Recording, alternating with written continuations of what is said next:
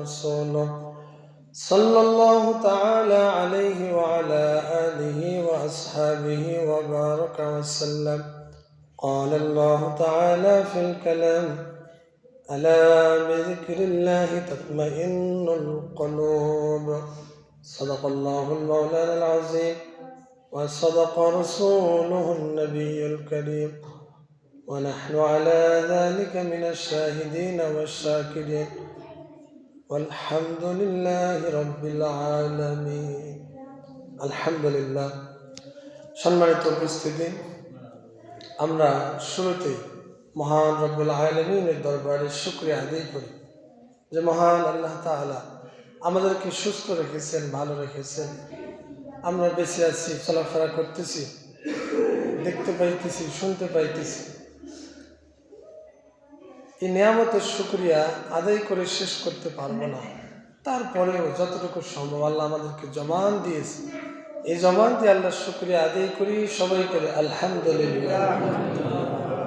অসংখ্য দরুদ সালাম বর্ষিত হোক বিশ্বনবী সৈয়দুল মুরসালিন খাতামুন নবিয়্যিন জনাবে মুহাম্মদ রাসূলুল্লাহ সাল্লাল্লাহু আলাইহি ওয়াসাল্লাম। আমাদের পক্ষ থেকে বর্ষিত হোক লক্ষ কোটি দরুদ সালাম।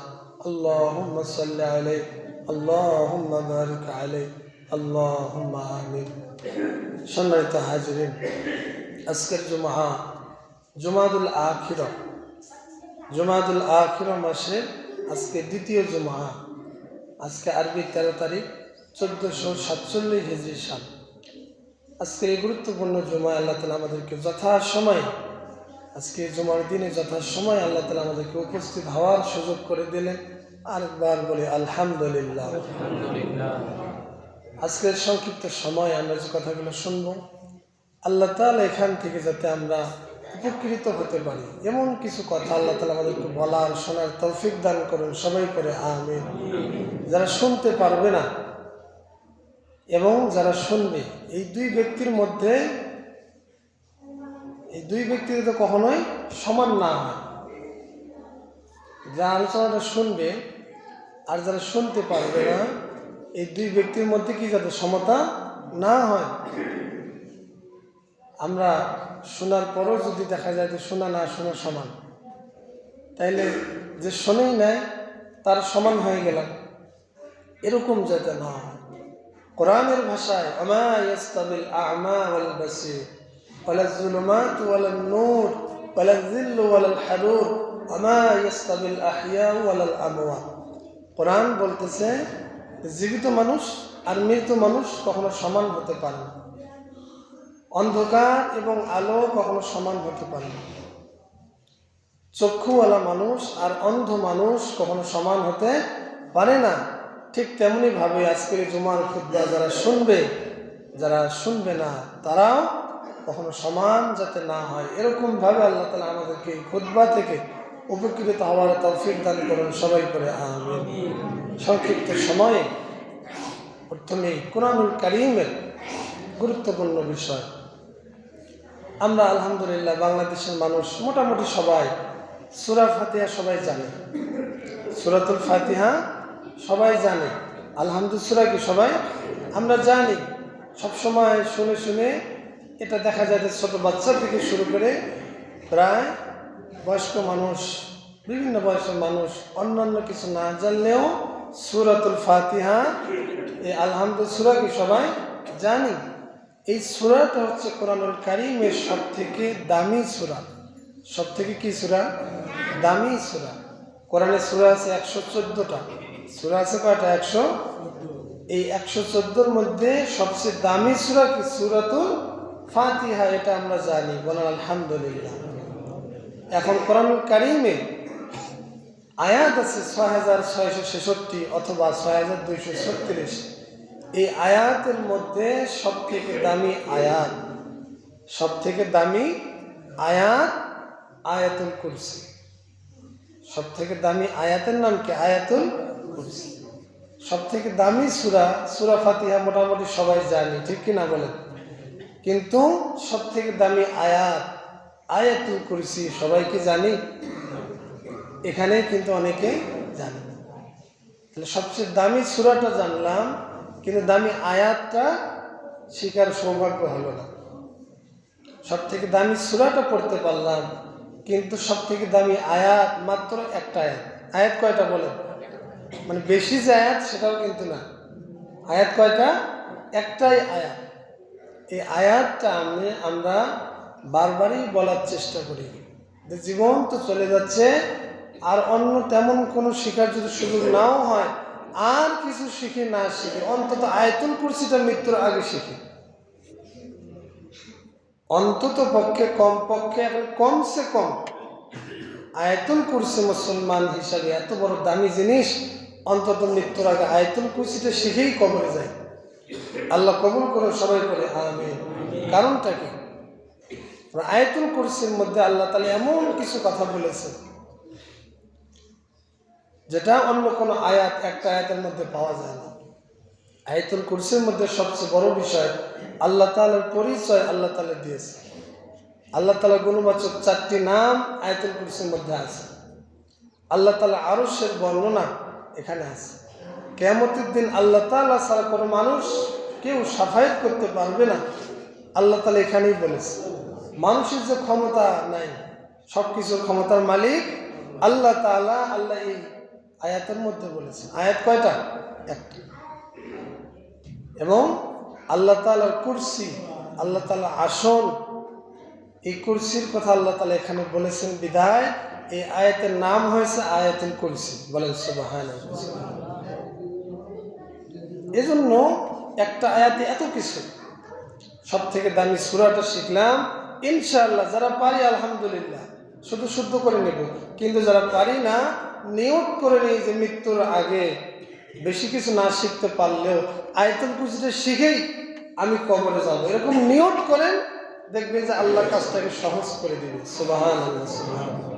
নবীজি বলেন যে ব্যক্তি আয়াতুল কুরসি প্রতি নামাজের পরে পড়বে, আল্লাহ তাআলা ওই ব্যক্তির মৃত্যুর সাথে সাথে আল্লাহ তাআলা ওই ব্যক্তিকে জান্নাতি হিসেবে ঘোষণা করে দেবে। সুবহানাল্লাহ, একবারে স্পষ্ট কথা। এজন্য হাজিরের শুরুতে আমরা এটা আলোচনা শুনলাম। আল্লাহ তাআলা আমাদেরকে এইটা নিয়মিত আমল, এটা কিন্তু সবসময় পড়া যায়। 5 ওয়াক্ত নামাজের পরে পড়তে পারবেন, সকাল সন্ধ্যায় পড়া যায়।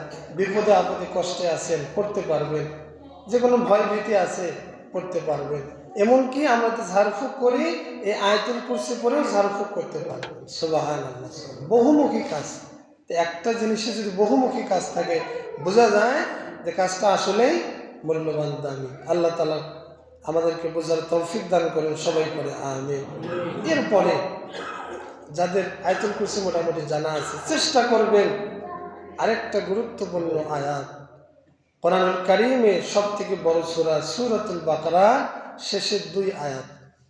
কি বললাম? শেষের কয়টা আয়াত? 2টা আয়াত।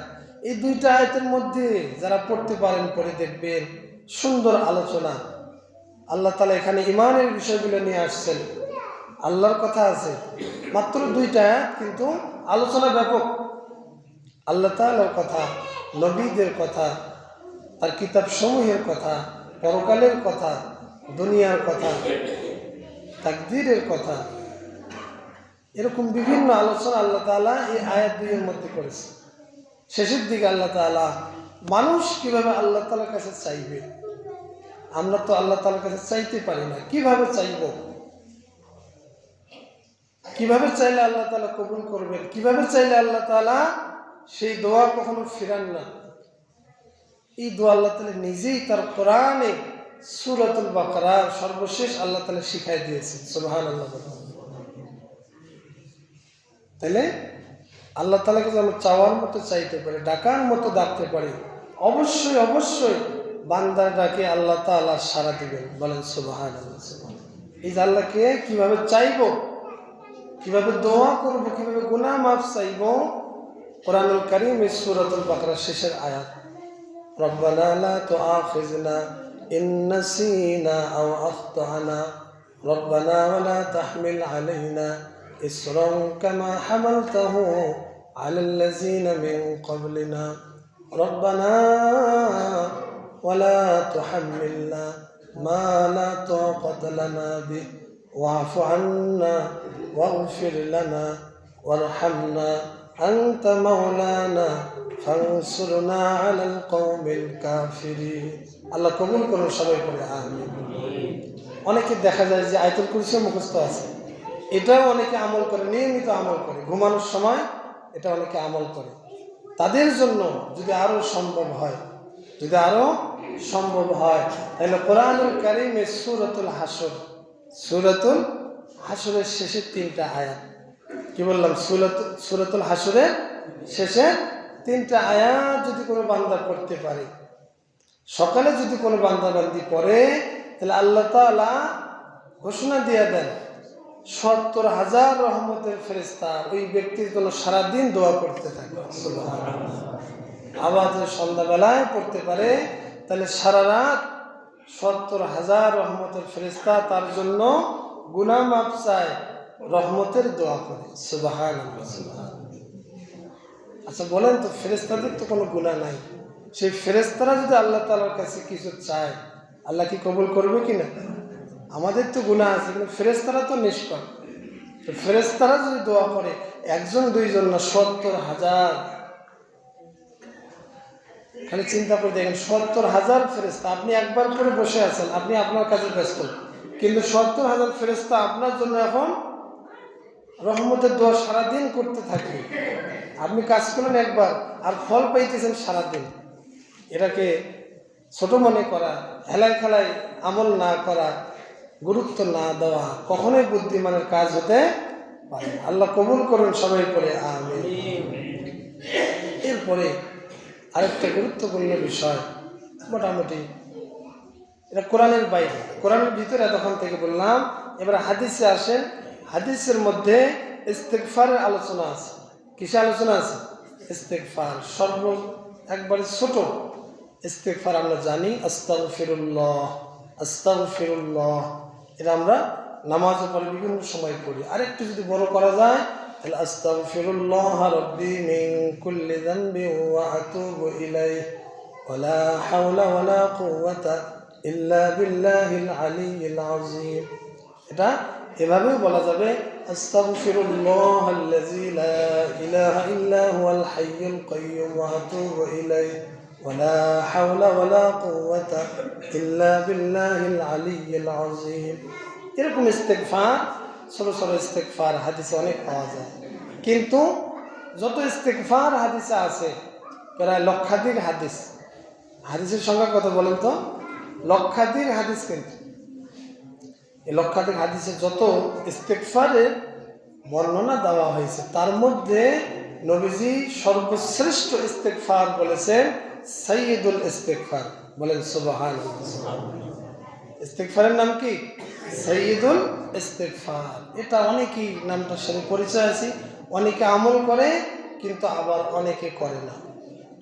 অনেকে কি করে না, অনেকে জানেই না।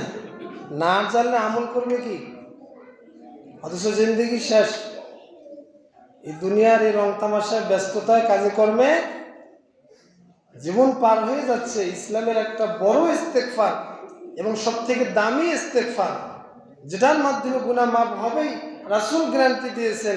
এবং যেই দোয়াটা যদি কোনো বান্দাবান্দি পড়তে পারে দিনের বেলা, তাহলে পুরো 24 ঘন্টার মধ্যে সে যদি মারা যায়, রাসূল বলেছে ওই লোকটা জান্নাতি হবে। সুবহানাল্লাহ।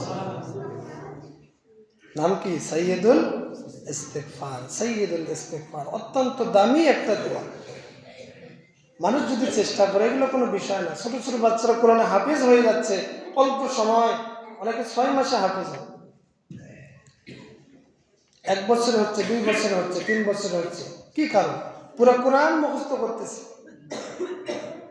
আর আমরা 2-4টা দোয়া যদি করতে না পারি, তা আমাদের মতো ব্যর্থতা আর কি আছে?